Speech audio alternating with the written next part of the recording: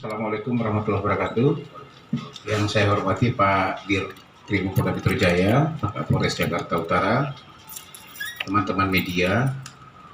Siang ini saya akan menyampaikan ada 5 pengungkapan dari Dirkrim Polda Metro Jaya dan jajaran Polres. Polda Metro Jaya sendiri mengungkap ada 2 kasus, kemudian Polres Jakarta Utara 1 kasus, dari Polres Tangerang Kota 1 kasus, dan Selatan 1 kasus. Kita ketahui bersama bahwa sejak tanggal 3 kemarin PPKM darurat telah diberlakukan, operasi Aman Nusa 2 lanjutan dengan kekuatan personil kemarin 1.500 anggota kepolisian. Karena melihat situasi perlu ada penambahan, jadi ditambah menjadi 2.832, kemudian dari teman-teman TNI sekitar 2.260, 63, kemudian dari pemerintah daerah atau provinsi melibatkan 700 personil. Ada 3 hal yang memang menjadi krusial di sini. Yang pertama, sesuai dengan kebijakan pemerintah melalui instruksi Mendagri, ada beberapa pembatasan yang dilakukan untuk berupaya mencegah terjadinya penularan COVID-19 ini. Ya, kita ketahui bersama bahwa Indonesia ini sudah cukup genting sekarang ini dengan pertambahan positif rate yang ada setiap hari bertambah, yang meninggal juga bertambah. Untuk tempat-tempat isolasi mandiri juga sudah semakin penuh, khususnya di Jakarta ini, walaupun pemerintah provinsi sudah menambah beberapa tempat-tempat untuk dijadikan tempat isolasi mandiri, ya, termasuk di Nagrek di daerah Jakarta Utara. Nanti akan rencana Jakarta Expo di Kemayoran juga akan dijadikan tempat isolasi mandiri. Ini semua nanti sedang diupayakan maksimal oleh pemerintah daerah untuk menghindari terjadinya penumpukan. 15 kebijakan, ya, yang saya katakan tadi, 3 yang krusial. Yang pertama adalah sektor esensial yang diperbolehkan adalah 50%,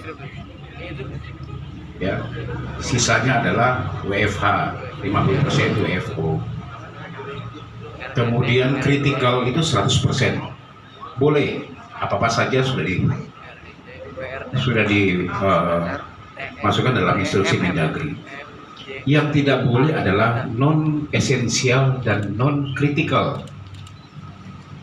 Non esensial dan non kritikal ini yang kemudian aplikasi di lapangan kami, bagaimana kami menyekat beberapa titik yang ada di daerah Jakarta ini. Ada 28 titik yang kita lakukan penyekatan di perbatasan dalam kota maupun juga di tol. Arahnya adalah bagaimana kami menyelamatkan masyarakat dari COVID-19 ini. Ini yang perlu masyarakat Jakarta khususnya mau sadar bahwa tindakan yang kami lakukan adalah untuk menyelamatkan masyarakat, bukan untuk membuat Jakarta ini sepi, tidak. Tetapi bagaimana kita menyelamatkan masyarakat dan masyarakat mau sadar.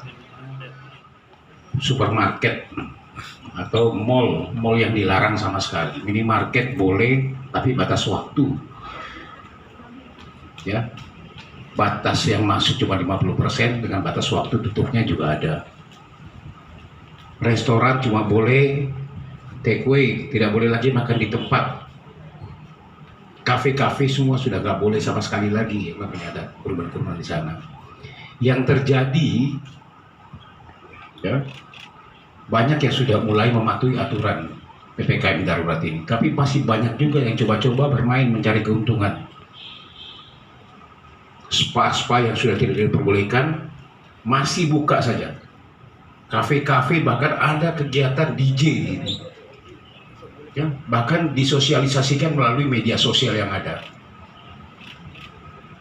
Nah, ini yang saya katakan tadi, ada 5 kasus sementara ini dari mulai tanggal 3 sampai dengan kemarin yang kita ungkap.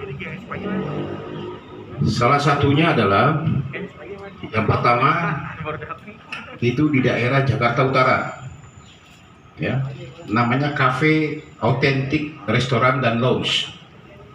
Jakarta Utara. Ini kafe ini dominan orang-orang warga negara asing, khususnya dari Nigeria. Ya, 81 orang kita amankan di sana. 81 orang. Ini TKP-nya di daerah Kelapa Gading. Ya, Pak Kapolres ya. Dari 81 orang itu 60 warga negara asing. 60 warga negara asing. Early Tropical Cafe dan Bar. Ini daerah Jalan Radio Dalam, Jakarta Selatan. Tanggal 3 Juli kemarin kita amankan di situ. Ada 3 yang kita tetapkan sebagai tersangka. Ya, baik itu pemiliknya, supervisor maupun IO yang ada. Itu daerah Jakarta Selatan.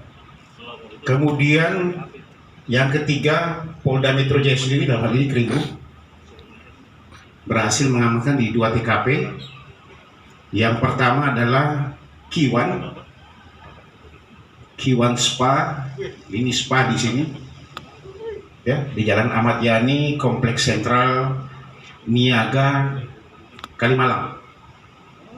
Ini 4 Juli yang lalu. Kita mengamankan 1 orang sebagai penyelenggaranya. Inisialnya adalah ESH. Kan, kemudian yang kedua 6 orang yang ada di Kiwan tersebut atau di spa tersebut.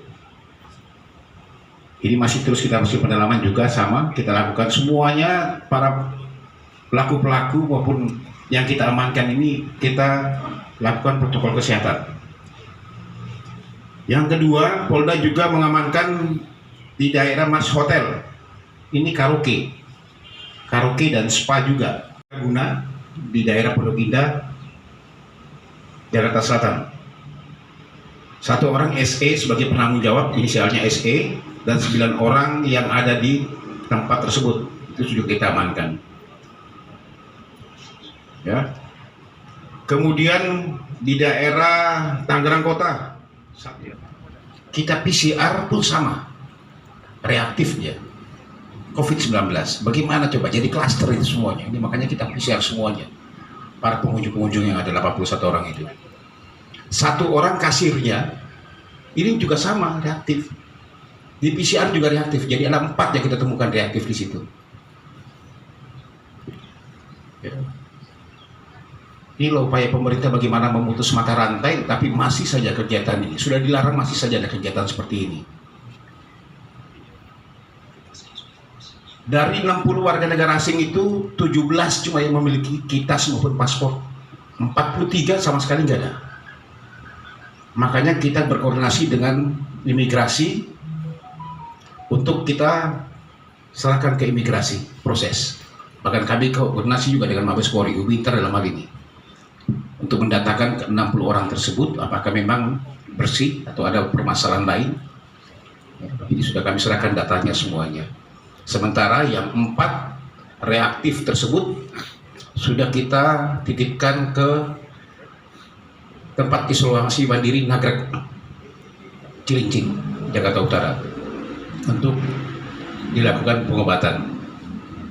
Sisanya, ya, ada beberapa kita jadikan tersangka, masih kita proses sementara ini, karena kita kenakan di sini di Undang-Undang Nomor 4 tahun Undang-Undang Nomor 4 tahun 84 tentang wabah penyakit. Ancamannya memang 1 tahun penjara dan denda 100 juta. Ini yang di Jakarta Utara, ya. Sementara 81 orang masih kita lakukan, yang masih ini kita lakukan pendalaman. Kami masih mengejar terus apakah kemungkinan masih ada tempat-tempat yang lain di sekitar situ.